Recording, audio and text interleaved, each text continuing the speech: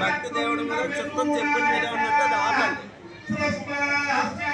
ఎందుకంటే ఏం చెప్పలేం. అయ్యో మళ్ళీ మూడు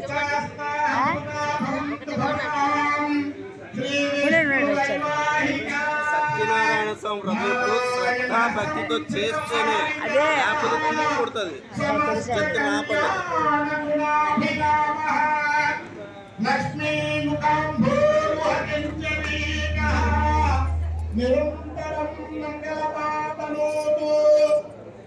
ఒకటే